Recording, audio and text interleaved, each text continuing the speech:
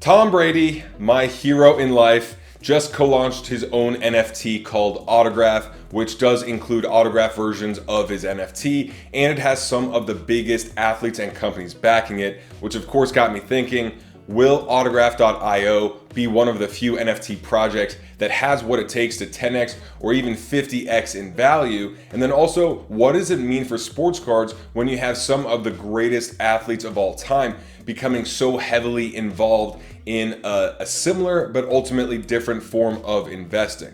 Well, right or wrong, in this video, I'll give you my 2 cents on both. So y'all already know the drill. Welcome back. Now let's get to work. All right, so real quick, I know this isn't a sports card specific video, but with what's going on with major projects like this, I feel like it's important we're at least aware of what some of the top athletes and sports companies are doing in the world of alternative investing and collecting. If you are not aware, DraftKings is one of the most established and largest sports betting platforms out there, with an expected revenue, I think, of over $1 billion just this year. So they've decided to take advantage of the recent explosion of NFTs and partner with Tom Brady's own NFT company, Autograph, which has just started to drop a series of both autographed and non-autographed NFTs, and will continue to do so for several high-profile athletes over the next coming weeks and months. Now, if you know me, you know that I am not an NFT guy. I got back into sports cards 1.5 years ago because it's something I used to do as a kid, and so the physical element of cards has always been really important to me from an enjoyment standpoint. However, when a close friend of mine told me about this project, I got really intrigued for a couple of reasons. And for one, Tom Brady's not only involved, he's the co-founder of Autograph.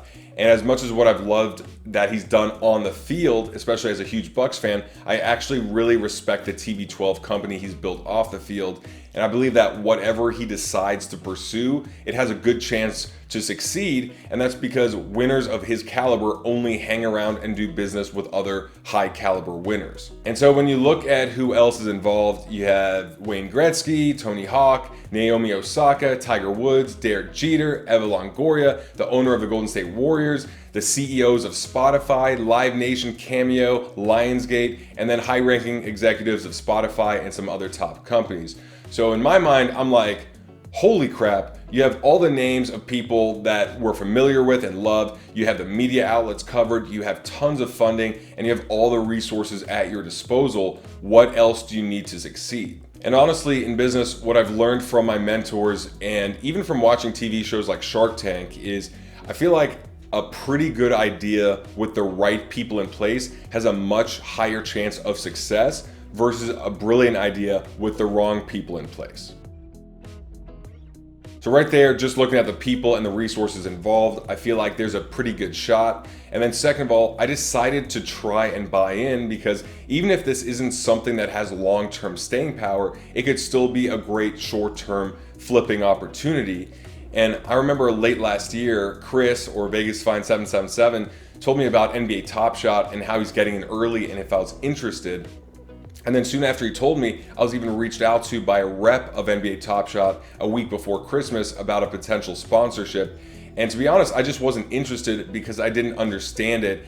And I really like football a lot more than basketball anyway, so I just kind of turned it aside. But regardless, Chris ended up investing a good amount in Top Shot early on.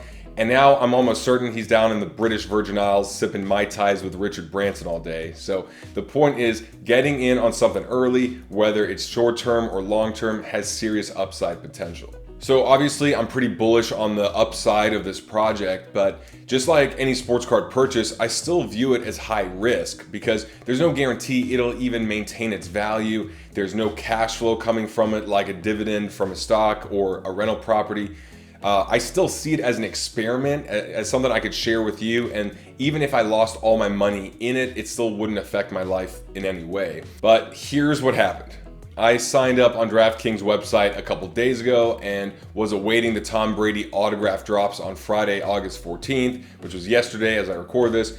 And if you are wondering, each NFT was individually autographed, so it wasn't like a duplicate or anything else. And then from there, you had a couple different versions. There was a carbon, a platinum, an emerald, and some others, each with different scarcities, the same way that we see parallels of our favorite sets. and then I had to wait for the drops, and there were several drops on Friday. So I thought I was going to be one of the only people waiting to snag one, and I thought I was going to be like checking into a Southwest flight exactly 24 hours before takeoff. You know that when you hit refresh over and over again on your computer, and then you're one of the first people that checks in the moment that you're allowed to, you're almost guaranteed to have a Zone A spot. But unfortunately, that didn't exactly pan out.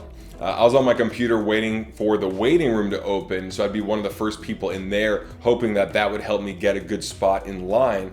So I was hitting refresh over and over again until I was allowed in, and then it was another 30 minutes until the drop. So I did the same thing, and I was really good about getting in quickly. The problem was that even though I clicked on the waiting room and to enter the drops at the earliest times I could, and I did this on multiple drops, not just one, even when I got into the queue, every time there was roughly 19,000 people ahead of me. So needless to say, I didn't get one, and I'm still gonna keep an eye out on future drops, especially if they're autographed ones. But to me, it looks like it's gonna be like winning a lottery ticket to get something of Tom Brady, especially autographed, even if it's digital. But now on to how I feel this will affect the card market. And this is really hard to predict, so I definitely want to hear your thoughts and your feedback, because there's a lot of similarities, but also a lot of differences. But if you go back to NBA Top Shot, I feel like when that NFT came out, it took a lot of attention away from sports cards short term. You know, the collectors and investors that were into sports cards because they were sports cards, they didn't move because they cared about cards itself. But the short-term flippers looking for the next opportunity quickly jumped over there for a bit. And I could totally see the same thing happening if and when the NFL comes out with their own NFT.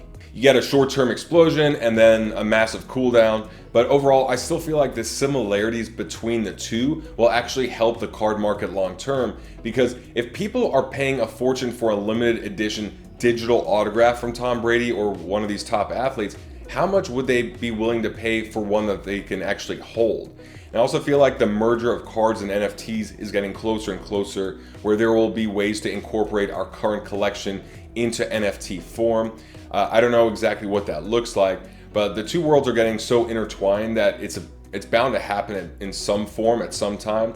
And the other thing I wonder is how much more money athletes can make with NFTs versus sports cards, because I don't know if Tom Brady makes anything from all the money generated from his sports cards, or if it's just the NFL that makes that money with their contracts with Panini, and then that revenue is split multiple ways throughout the owners, which then a little bit gets trickled down to the players. But if you have the status that Tom Brady has, or Wayne Gretzky, or Tiger Woods, and you can create a digital token that doesn't violate any copyright agreements or any of your contracts that you have in place, you might as well go all in on it. And so I only see other athletes and celebrities taking advantage of this going forward, and then Panini and the other manufacturers, they'll have to be very aware of what's going on and perhaps either strike deals with the individual players or get really creative to ensure that the athletes and celebrities don't lure too much money and attention away from cards, since they're making a fortune off their own product versus a card that they get either very little or nothing from. So what do you think of this investment / gamble? And with Tom Brady and these other high profile athletes getting involved in NFTs, how do you feel it's going to affect the sports card hobby? Let me know in the comment section below, and I will see you guys next time. Naomi Osaka, Tiger Woods, Derek Jeter, Eva Longoria, Jeter.